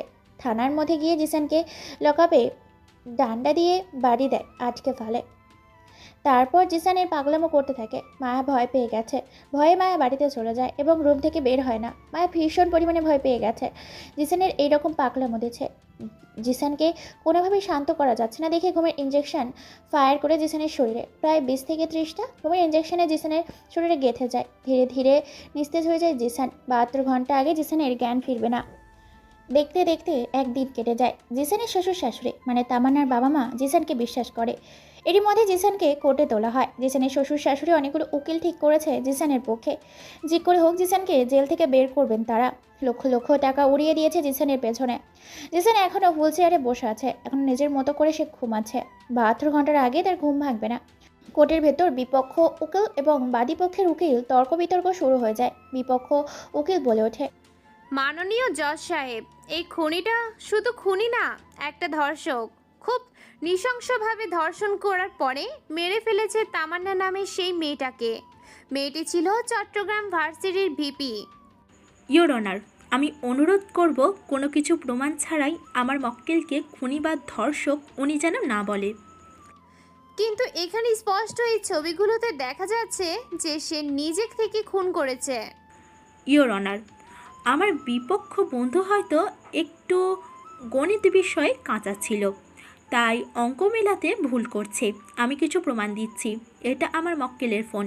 এখানে কেউ তাকে সর্বপ্রথম ছবিগুলো পাঠায়, যেখানে স্পষ্ট আগে থেকেই খুন করা হয়েছিল তামান্নাকে। দ্বিতীয় ছবিটাতে দেখাচ্ছে আমার মক্কেল তাকে খুন করছে। এই দুইটার মধ্যেই পার্থক্য হলো আমার মক্কেল সেখানে পৌঁছানোর আগেই তামান্না খুন হয়েছে। দ্বিতীয়, আমার মক্কেল সেখানে পৌঁছে নিজের ভালোবাসার মানুষের পেটের ভেতর ছুরি দেখে সেটাকে বের করে। আর বের করার সময় কেউ একজন ছবি তুলে নেয়। সেখানে স্পষ্ট দেখা যাচ্ছে ইয়োর অনার, কেউ যদি কাউকে মারে তাহলে ছুরিটা সামনের দিকে থাকে, আর যদি কেউ ছুরিটা বের করে সেটা পেছনের দিক দিয়ে বের হয়ে আসে। আমার মক্কেল ছুরিটাকে বের করছে এবং ছুরি দিয়ে কাউকে খুন করছে না। আমি সম্পূর্ণ আশা করি আমার মক্কেল নির্দোষ। এছাড়া ভার্সিটির কয়েকজন ছাত্রছাত্রী বলেছে যে তামান্না সবার আগে ভার্সিটিতে গিয়েছে এবং কিছু ছেলে মেয়ে যাওয়ার পরে জিসান ভার্সিটিতে গেছে। এটা স্পষ্ট প্রমাণ যে জিসান যাওয়ার আগেই কেউ তাকে মেরে ফেলে। বাদীপক্ষের উকিল সাহেব, আপনার কোনো কিছু বলার আছে কি? না, ইয়োর অনার, আমার কোনো কিছু বলার নেই। যথেষ্ট প্রমাণ এবং কথার ভিত্তিতে এবং আইনের দ্বারা অনুযায়ী এই খুনের তদন্ত করার জন্য পুলিশকে কঠোরভাবে নির্দেশ দেওয়া হচ্ছে। সাথে এই খুনের ভুক্তভোগী আসামি জিসানকে সম্মানের সহিত বেকসুর খালাস দেওয়া হচ্ছে। যত দ্রুত সম্ভব এই খুনের খুনিদের কোর্টে হাজির করার জন্য পুলিশকে নির্দেশ দেওয়া হচ্ছে। আর আজকের এই কেসের মামলা এখানেই মুলতবির ঘোষণা করা হলো। জিসানের এখনও জ্ঞান ফেরেনি। তাকে বাড়িতে নিয়ে যায়। দেখতে দেখতে জিসানের জ্ঞান ফিরে আসে। জিসান এখনও পাগলামো করতে থাকে। জিসানের শ্বশুর শাশুড়ি সবটা তাকে খুলে বলে। জিসান সেখানের এক মুহূর্ত দেরি না করে বড় একটা রামদা আর গাড়ি নিয়ে বেরিয়ে যায় ভার্সিটির উদ্দেশ্যে। ভার্সিটিতে জিসানকে রামদা সহ দেখে সবাই ভয় পেয়ে যায়। সবাই পিছিয়ে যেতে থাকে। জিসানকে মায়া তার দল বলে লোকজন দেখে ভয় পেয়ে যায়। ছেলেগুলো ভয়ে পালাতে শুরু করেছে। জিসান দৌড়ে গিয়ে এক এক করে এলোপাত্রিক কোপাতে থাকে সবার সামনে। কেউ ভিডিও করতে থাকে, আবার কেউ ভয়ে পুলিশকে ফোন করে। পুলিশ আস্তে আস্তে প্রায় অনেকজনকেই কুপিয়ে মেরে ফেলেছে জিসান। কারোর শরীরে মাথা নেই, কারোর শরীরে হাত পা নেই, কারোর তো চোখ নেই। মায়াকে মারতে যাবে এমন সময় সেখানে পুলিশ চলে আসে। পুলিশ জিসানকে থামতে বলে, কিন্তু জিসান নাছোড় বান্ধা এগিয়ে যেতে থাকে। তামান্না ভয়ে পিছিয়ে যেতে থাকে। পুলিশ কোনো কিছু করার আগেই মায়ের শরীর থেকে দুটো পা কেটে ফেলে। এই দৃশ্য দেখে সবাই ভয় পেয়ে যায়। চমকে ওঠে পুলিশগুলো। পুলিশ অফিসার পরিস্থিতি খারাপ দেখে ওপর মহল থেকে পারমিশন নিয়ে গুলি করে নির্দেশ দেয় পুলিশ কনস্টেবলগুলোকে। হঠাৎ করে একটা গুলি এসে জিসানের পায়ে লাগে। জিসান সেদিকে না তাকিয়ে পেটের মধ্যে ঢুকিয়ে দেয় এক কোপে। পেটের পাকস্থলী কেটে সব কিছু বের হয়ে আসে। তারপর গলার মধ্যে ঢুকিয়ে দেয় ধারালো তরহরিটা। মায়ের ক্ষত বিক্ষত শরীরটা মাটিতে পড়ার আগেই 3 কোপে 3 খণ্ডে মাটিতে ফেলে দেয়।